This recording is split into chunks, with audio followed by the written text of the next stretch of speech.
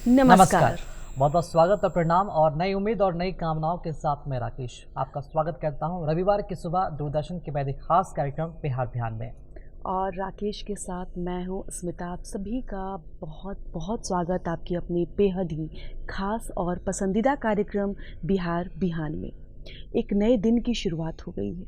एक नया दिन, एक नया सवेरा। बीते दिनों में जो कुछ हमने अधूरा छोड़ा है, जो कार्य हमने पूरा नहीं किया है, जिन सपनों को हमने अधूरा छोड़ दिया है, उन सपनों को एक नई उड़ान देने का एक नया दिन, एक नया मौका।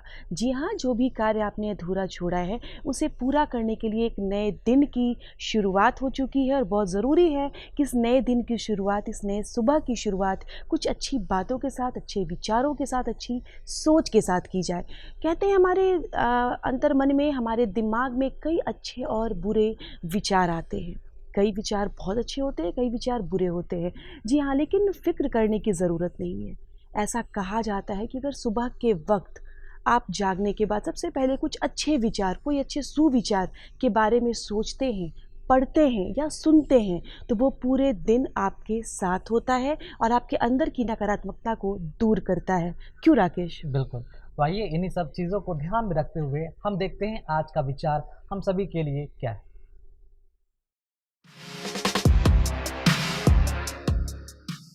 स्वामी विवेकानंद ने कहा था, सत्य को 1000 तरीकों से बताया जा सकता है, फिर भी हर एक सत्य ही होगा।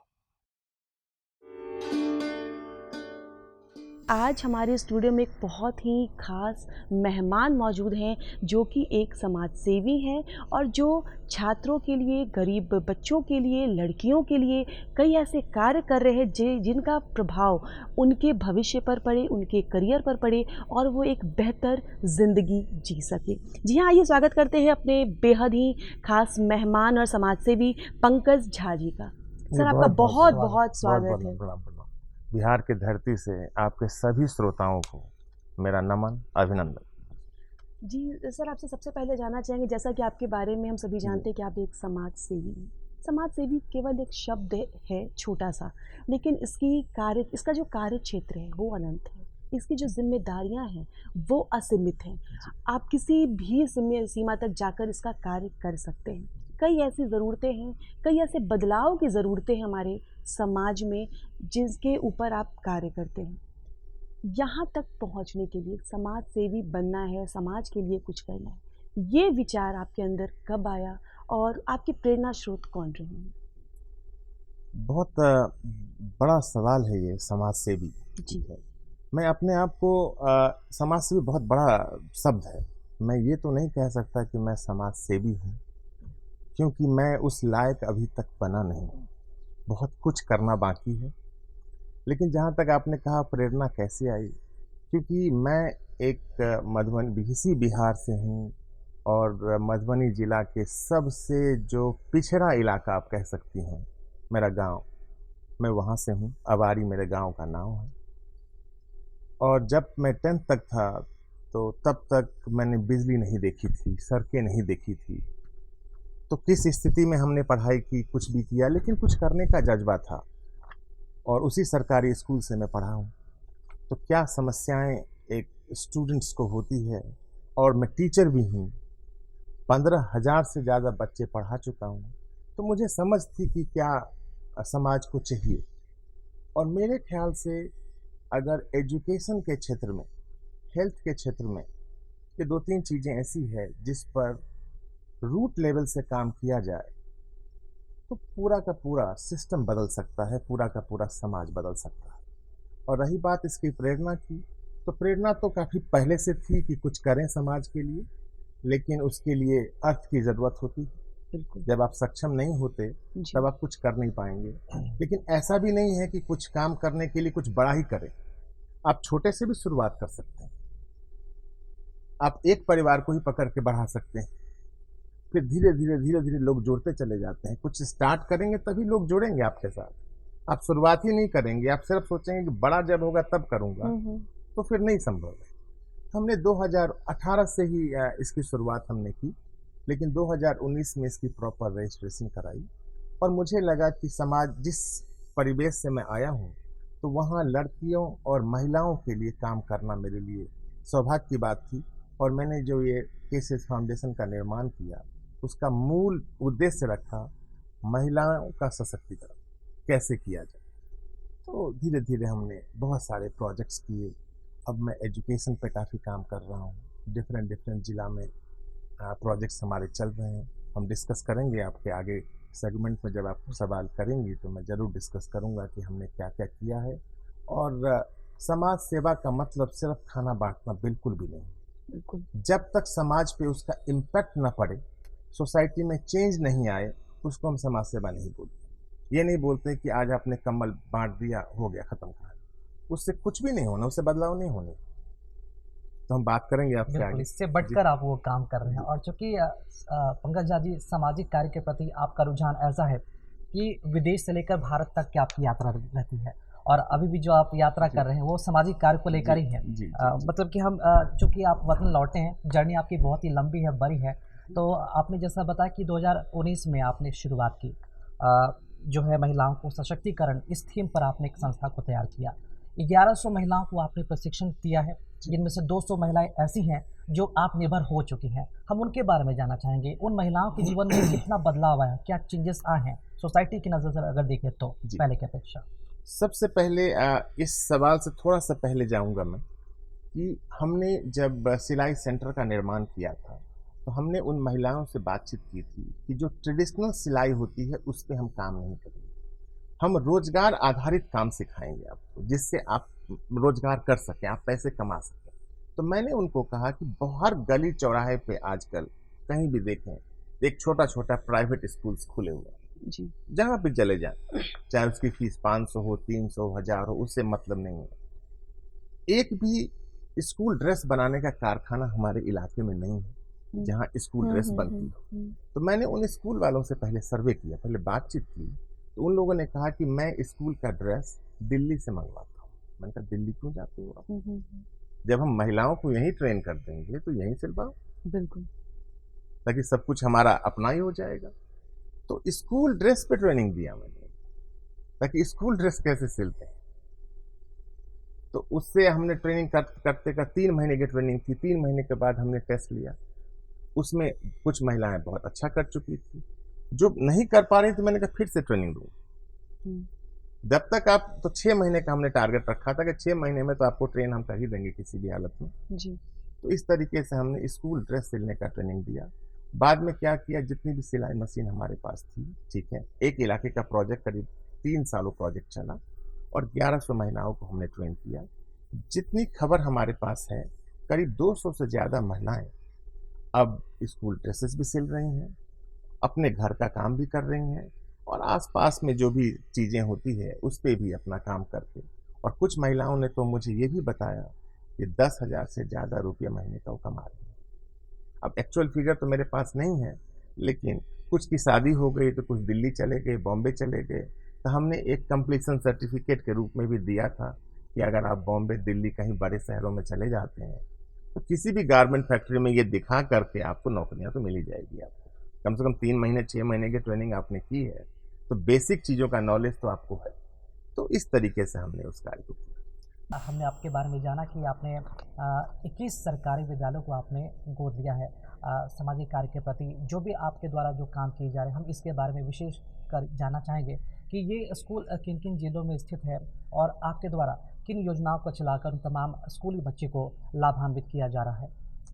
2019 में मेरी डॉटर, मेरी बेटी का नाम है अक्षिता झा। तो जब हम इस तरीके से सिलाई मशीन प्रशिक्षण केंद्र चला रहे थे, उस टाइम में वो 10th क्लास में थी और मेरे पास आई और बोली कि हम भी महिलाओं के लिए कुछ करना चाहते हैं। तो मैंने कहा क्या करना चाहते हैं? तो महामारी के ऊपर हम शिक्षित करना चाहते हैं कि अभी भी लोग छुपाते हैं, क्यों छुपाते हैं? ये तो नेचुरल प्रोसेस है, इसको चीज छुपाने वाली चीज़ ही नहीं है, ये तो नेचुरल। तो हमने कहा ठीक है, एक प्रोजेक्ट आप बनाओ। तो उसने एक प्रोजेक्ट बनाया, इस पे उसका नाम रखा हर हाइजीन। मुझे बड़ा अच्छा लगा ये नाम, हर हाइजीन। जी। तो इसमें बहुत सारी चीज़ें आ जाती है, सिर्फ एक ही चीज़ नहीं थी। फिर उसने प्रोजेक्ट बनाया, पूरा प्रोजेक्ट रिपोर्ट मुझे बना के दिया। तो हम लोग उस टाइम में जो प्रोजेक्ट रिपोर्ट ये थी कि हम गांव मोहल्ले में जो भी गरीब लोग हैं उनको मुहैया कराएं। बाद में मेरी पत्नी अनामिका झा नाम है उनका, तो उन्होंने बड़ा अच्छा सजेशन दिया कि बोला कि महिलाओं को बाँटने से बढ़िया होगा कि स्कूली जो सरकारी स्कूल में पढ़ने वाली लड़कियां हैं उनको शिक्षित किया जाए, क्योंकि अगर वो शिक्षित हो जाएंगी तो घर वाले को शिक्षित कर लेंगी। जी। लेकिन खाली आप घर वाले को शिक्षित करते हो तो काम नहीं बनेगा, तो ऊपर से आओ, वो बढ़िया रहेगा। तो ये प्रोजेक्ट मुझे भी अच्छा लगा, मेरी फिर डॉटर ने इस पर प्रोजेक्ट बनाना शुरू किया। उसके बाद जो मधुबनी जिले के जो सरकारी स्कूल्स थे वहाँ जाके हम लोगों ने बातचीत किया। फिर इंदौर में एक कंपनी थी, उनको हमने ऑर्डर दिया कि हमारे लिए पैड बनाइए आप, ठीक है। तो वहाँ से मैन्युफैक्चरिंग कराई, फिर उसको मंगाया। उसके बाद जब हम लोग बांटने जाते थे, आप बिलीव नहीं करोगे, मैं फ़ोटोग्राफ लाना तो भूल गया, लेकिन जो पहला फ़ोटोग्राफ था और अब जो फ़ोटोग्राफी आती है, आपको बस 2 फ़ोटोग्राफ से चेंज पता लग जाएगा क्या इम्पैक्ट हुआ। पहले लड़कियां फ़ोटो खिंचाने को तैयार नहीं थी, अब तैयार है, कोई प्रॉब्लम नहीं। यही तो चेंज है। जब हमने प्रिंसिपल से बात किया तो उन्होंने कहा कि हमारी स्कूल की अटेंडेंस बढ़ गई। इसी को तो इम्पैक्ट बोलते हैं। जो लड़कियां 7 दिन 8 दिन स्कूल नहीं जा पाती थी, वो अब स्कूल जा रही हैं। इसी चीज़ को इम्पैक्ट बोलते हैं। तो धीरे धीरे इस प्रोजेक्ट को हमने काफ़ी सारे स्कूलों में फैलाया। हर महीने हमारे हमारे लोग जाते हैं और डिस्ट्रीब्यूट करके आते हैं पूरा चीज़।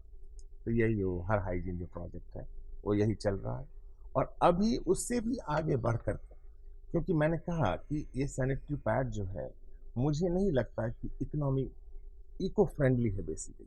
तो महंगी भी है और हमारे वातावरण के लिए सुरक्षित नहीं है, क्योंकि प्लास्टिक यूज हो रहा है उसमें, हमारे बॉडी के लिए भी सुरक्षित नहीं है। तो अब एक इंग्लैंड की लड़की है आहना कोटी भास्कर, उसने मुझसे संपर्क किया कि क्यों ना हम रीयूजेबल पैड का निर्माण करें। तो वो उसका नाम दिया उसने, सैनिटरी पैंटीज बनाया उसने, ऑलरेडी तैयार कर चुकी है वो। अभी 31 जुलाई को हम लोग आ करके इसी बिहार से शुरुआत करेंगे, उसका इम्प्लीमेंट करेंगे, और उसकी लाइफ 2 साल होगी। तो देखिए कितने सारी खर्चे भी बचेगी, बहुत सारी चीज़ें हैं, हमारे इन्वायरमेंट के लिए अच्छा होगा। तो देखते हैं पायलट प्रोजेक्ट चला करके अगर ये सक्सेस हुआ तो इंडिया में ऐसा कहीं भी नहीं हो रहा है। सैनिटरी पैंटीज का नाम भी आप लोगों ने पहली बार सुना होगा। जी।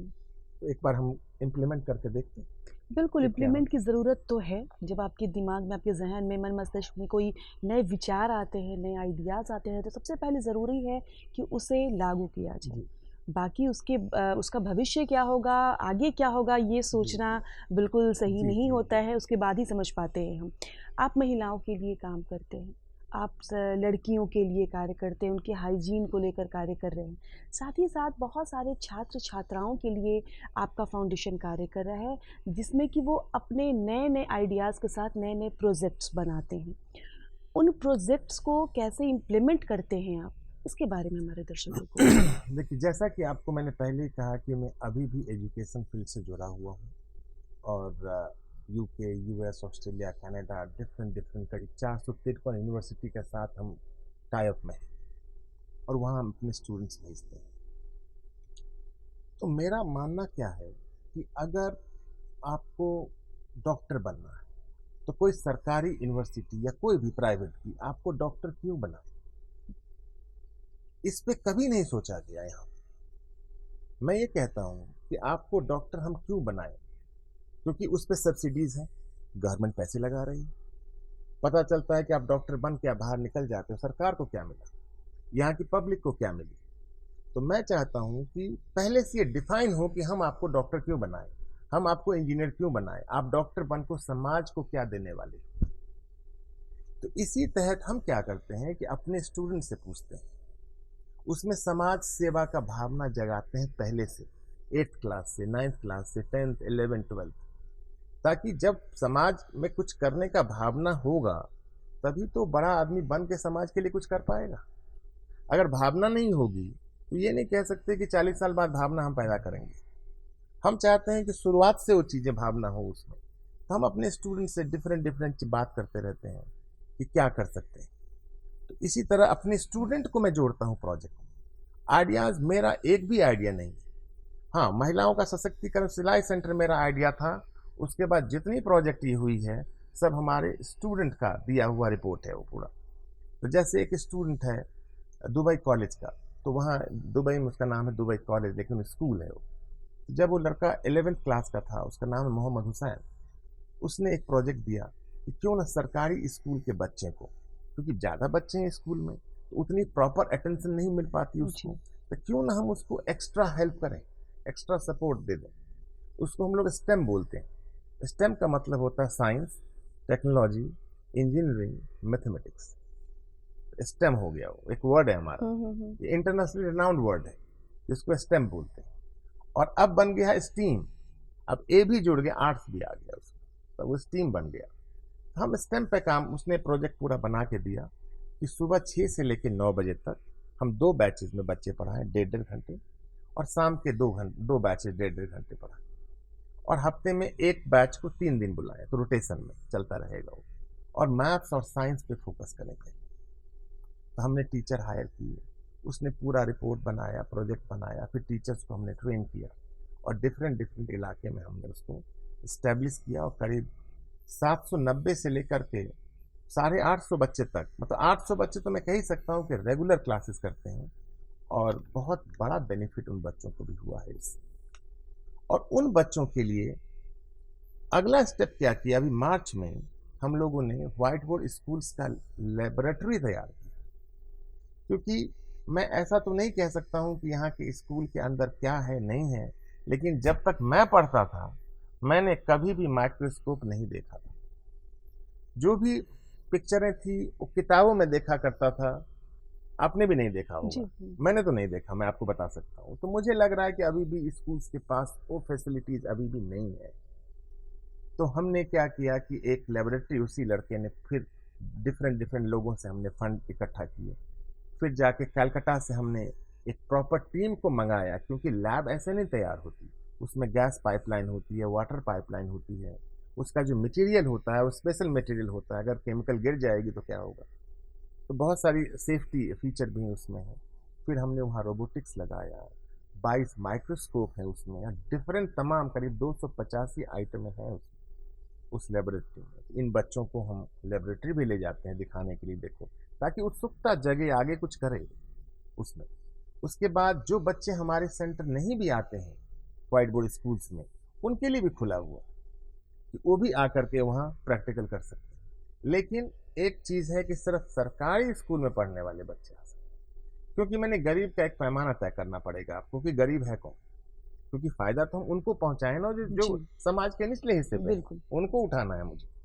तो हमने ये सोचा कि जो सरकारी स्कूल में अभी भी पढ़ाई कर रहे हैं उनको मैं एक्चुअली गरीब मानता हूँ। हो सकते हैं कि 10% गरीब उसमें ना हो, लेकिन 90% लोग उसमें गरीब हैं। तभी तो 500 रुपये में अब प्राइवेट स्कूलें खुली पड़ी हैं। अगर वो 500 रुपये महीना अफोर्ड नहीं कर पा रहे हैं तभी तो जा रहे हैं वहाँ पे।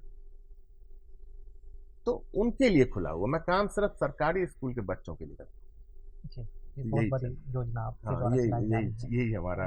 पंकज साहब जी, आपने बताया कि आप एजुकेशन से अभी भी जी जुड़े हुए हैं, और जी जब आप शिक्षा की करते हैं जी तो बिना शिक्षा के आप समाज में बेहतर सुधार नहीं ला सकते, चाहे कोई भी सेक्टर जी हो। जी। चूँकि दुबई में आपका इंस्टीट्यूट भी है और भी कई देशों में आपके इंस्टीट्यूट हैं, अमेरिका हो, यूके हो, तो हमारा जो सवाल है राष्ट्रीय स्तर पर एजुकेशन सिस्टम को लेकर है। बहुत बढ़िया। चूँकि अलग अलग विदेशों का आपका अनुभव रहा है एजुकेशन सिस्टम को लेकर, जब हम भारत के एजुकेशन सिस्टम की बात करते हैं और दुबई, जब आप वहाँ पर जिस प्रोफेशन में हैं, आपके वहाँ के एजुकेशन सिस्टम की बात करते हैं, तो क्या आप डिफरेंस इसमें पाते हैं, कितना अंतर है इसमें? बहुत बहुत अच्छा सवाल है, और ये सवाल बहुत फ़ायदा होगा, सरकारें भी सुनेंगे तो उनको भी इम्प्लीमेंट करने में फ़ायदा होगा।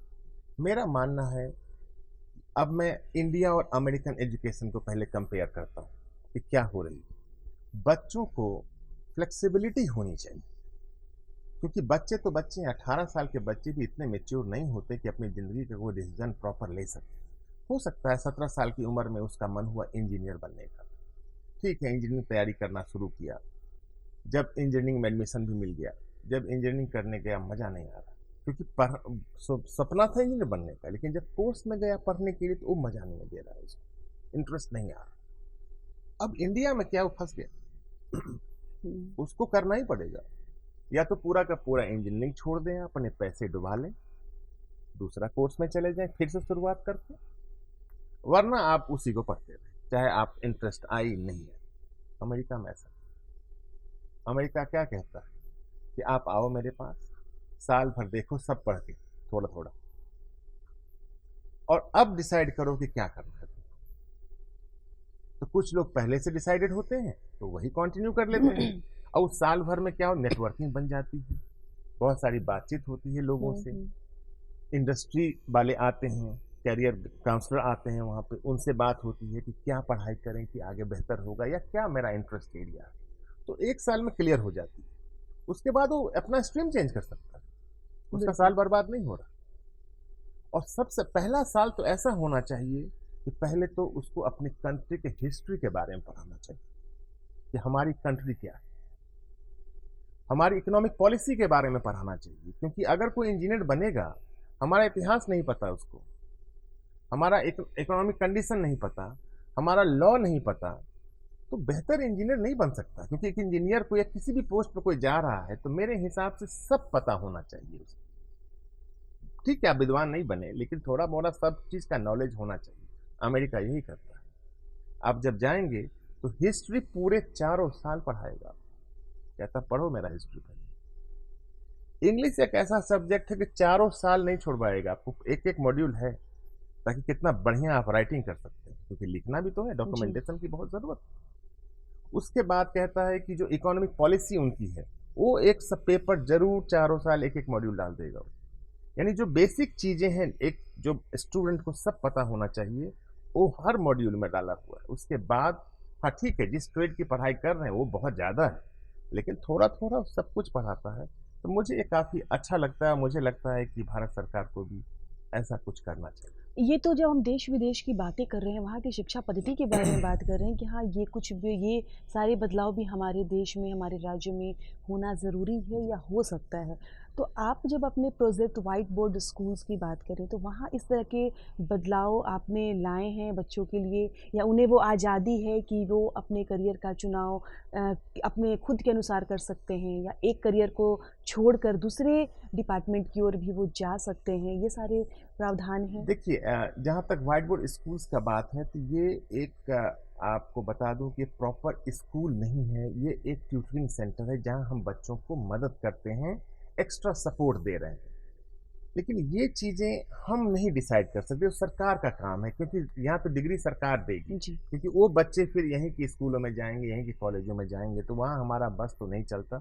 लेकिन हाँ, उन बच्चों को मैं ज़रूर प्रेरित करता हूँ कि आप समाज के लिए काम करें, क्योंकि अमेरिकन यूनिवर्सिटी क्या करती है, या यूके की यूनिवर्सिटी, या ऑस्ट्रेलिया की यूनिवर्सिटी क्या करती है, कि अगर आप पढ़ने में अच्छे हैं, बेशक आपके पास पैसा ना हो, पैसा कोई बैरियर नहीं है, मैं आपको बता सकता हूँ। अगर आपने समाज के लिए कुछ किया है, कुछ बेहतर किया है, अपना रिज्यूमे आप सबमिट करें, एप्लीकेशन करें, पूरा का पूरा 100% स्कॉलरशिप देगी आप, और देती है। और 2 स्टूडेंट ऐसे हैं जो हमारे फाउंडेशन से $8 लाख का स्कॉलरशिप मिला है इसी बार, और वो दोनों बच्चे सितंबर में जा रहे हैं भाई। तो मेरा मानना है कि अगर मैं इस इलाके सबसे 1-2 बच्चे को भी अगर हमने भेज दिया, अगर चला गया, बहुत बड़ा बदलाव आएगा, क्योंकि वो पूरा परिवार सुदृढ़ होगा, उसके आसपास जितने भी लोग हैं उससे कनेक्शन में हैं, सब प्रेरित होगा। और इससे क्या होता है, बच्चे और समाज सेवा के पीछे जुड़ते हैं, तो फायदा भी तो हो रहा है। बिल्कुल, ऐसा नहीं वो कि फायदा नहीं हो इंस्पिरेशन रहा, होता है लोगों को। ऐसा नहीं, क्योंकि कोई भी लोग जब काम करता है देखता है कहीं ना कहीं बेनिफिट होनी चाहिए, तो बच्चे भी सोचते हैं कि नहीं, ये काम भी अच्छा है और उससे हमारा जो रिज्यूमे है वो भी अच्छा हो रहा है। अब जाएंगे गूगल का इंटरव्यू करने जॉब के लिए, वो देखता है कि समाज सेवा भी किया है कि नहीं, आपने मॉड्यूल है उसका।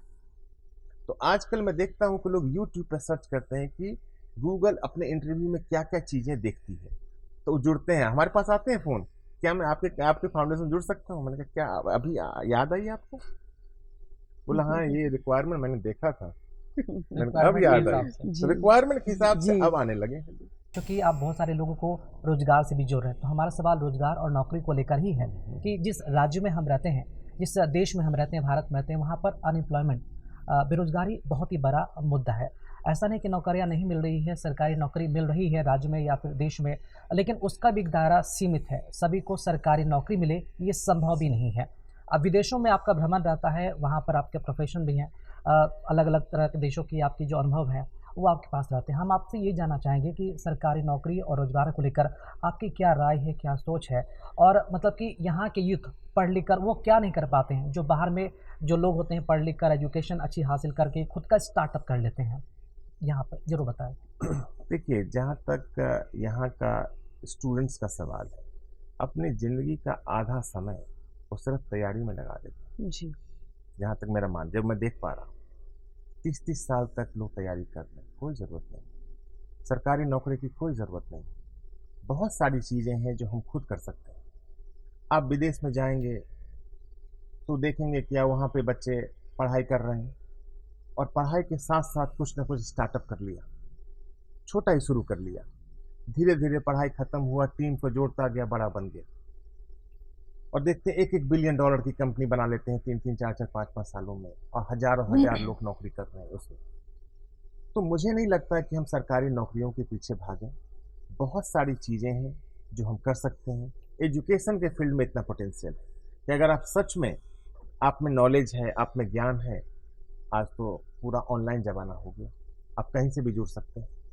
आप अमेरिकन बच्चों को पढ़ाना शुरू करिए अपने घर बैठ के। कोई ज़रूरत नहीं है कि सरकारी स्कूल का टीचर बनना। आप घर बैठे इतने पैसे कमा सकते हैं, बहुत सारे पैसे कमा सकते हैं, लेकिन आपके अंदर वो काबिलियत होनी चाहिए। कहने का मतलब ये है कि आप बिहार बोर्ड से पढ़े, बहुत अच्छी बात है। आपको अमेरिकन बोर्ड का नॉलेज नहीं है, लेकिन मैथ नहीं बदलती। बिल्कुल।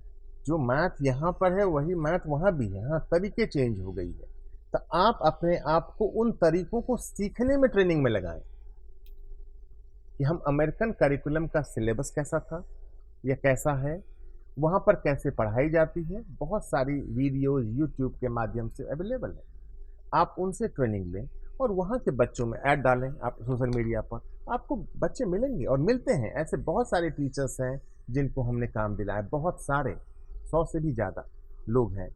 मैं एक छोटा सा एग्जांपल देता हूँ कि जब मैं गुड़गांव में मैं पढ़ाया करता था, जब मैं गुड़गांव में था तो एक घर जाया करता था बहुत शुरुआत में, तो एक सिक्योरिटी गार्ड मिला मुझे वहाँ पे। बहुत इंपॉर्टेंट बातें मैं आपको बताता हूँ। एक सिक्योरिटी गार्ड मिला मुझे मधुबनी जिला का, उस टाइम में 1200 रुपये तनख्वाह थी उसकी और बेचारा बहुत परेशान था। तो मुझे बोला कि मेरा घर नहीं चल पा रहा है, ये नहीं हो पा रहा है। मैंने कहा एक काम करोगे, पढ़ा लिखा है तुम? बोला हाँ, डिग्री तो लिए हुए हैं। मैंने हिंदी पढ़ाओगे? बोला मुझे नहीं आता।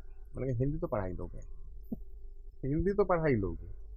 और बिहार का हिंदी का बोलने का तरीका, ये सब तो बिल्कुल दिल्ली में जाकर बिल्कुल चेंज है। आप समझ रहे हैं, आप समझ पा रहे हैं मैं क्या कह रहा हूँ।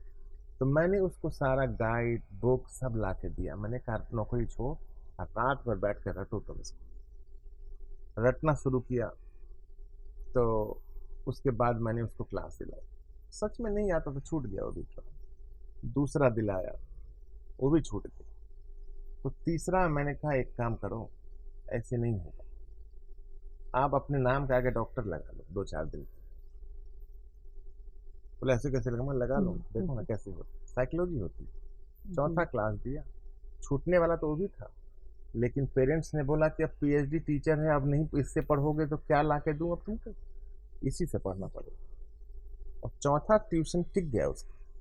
और आज के डेट में मैं आपको कह सकता हूँ कि 1 लाख से ज़्यादा महीना वो टीचर कमा रहा है। गुड़गांव में बैठ के हिंदी पढ़ा करके बड़ी गाड़ी पे चलता है, बड़ा घर बना लिया, 75 इंची के टीवी उससे। क्या बात है। ये मैं कह सकता हूँ। तो ऐसे बहुत सारी चीज़ें एजुकेशन में तो कोई अंत ही नहीं है। मैं कह तो रहा हूँ आपको, कोई अंत ही नहीं। इतना पैसा है इस फील्ड में कि कोई भी अंत नहीं। और पढ़े लिखे लोग ही नौकरी की तलाश करते हैं। जी। तो जब आप पढ़ लिख लेंगे, तलाश क्यों? शुरू करो कुछ ना कुछ। बहुत पोटेंशियल है, पूरी दुनिया आपके पास है, पूरी दुनिया में काम कर सकते हैं आप यहाँ बैठकर। मैं जानता हूँ कई टीचरों को जानता हूँ पटना से जो अमेरिका में काम कर रहे हैं यहीं बैठकर, और आराम से 600, 700, 1000 रुपये घंटा कमा रहे हैं। अगर दिन भर में 4 घंटे भी पढ़ा लिया, 4000 की दिहाड़ी अगर दिन में बन गई, तो देखो 4000 को आप 30 से मल्टीप्लाई करो। घर बैठे अगर 1 लाख रुपए से ज़्यादा तनख्वाह आपके पास आती है तो आपको कुछ करने की ज़रूरत नहीं। बहुत अच्छा, उसी में धीरे धीरे आगे बढ़िए। आज 1 लाख कमा रहे हैं, कल ज़्यादा कमा लेंगे। तो मुझे लगता है कि ये लोग जो हैं अपना एनर्जी वेस्ट कर रहे हैं। कुछ नहीं रखा है सरकारी नौकरी, अपना कुछ करें। मेरा मानना ऐसा है। बिल्कुल। सबकी अलग अलग सोच होती है, हम कुछ नहीं कह सकते। हम तो ऐसा भी सुनते सरकारी नौकरी नहीं है शादी भी नहीं होगा, ऐसा भी हो रहा था बीच में कि मास्टर लोगों का जो इस तरह ट्यूशन पढ़ाने वाला मास्टरों की शादी भी नहीं होती। जी। तो बहुत सारे परसेप्शन है, लोगों का अलग-अलग सोच है। हाँ, लेकिन यहाँ सबसे बड़ी बात यही है कि आपके अंदर कितना जुनून है जी, उस कार्य को करने के लिए, जी। कितनी काबिलियत है कि आप वो एक मुकाम तक पहुँच सकते हैं और जिस भी कार्य को आप कर रहे हैं, वो टीचिंग का हो, शिक्षण का हो या कोई अन्य कार्य हो, आप उसे कितना आगे ले जा सकते जी, हैं, ये बहुत ज़रूरी है। जी, पंकज जी, आप एक फाउंडेशन के साथ जुड़े हुए हैं। आपका फाउंडेशन जो भिन्न-भिन्न प्रकार के प्रोजेक्ट करता है, सुदूर गाँव के इलाकों में करता है, वहाँ महिलाओं को, लड़कियों को, छात्रों को प्रशिक्षित कर रहा है। उनके लिए भविष्य में आत्मनिर्भर बनाने के लिए कई योजनाएँ बना रहा है। आज हमारे बहुत सारे दर्शक हैं जो हमसे जुड़े हुए हैं, जिनके बच्चे हैं जो पढ़ना चाहते हैं, अपना करियर बनाना चाहते हैं, लेकिन उनके पास वो सुविधाएँ नहीं हैं, वो गाइडलाइन नहीं है।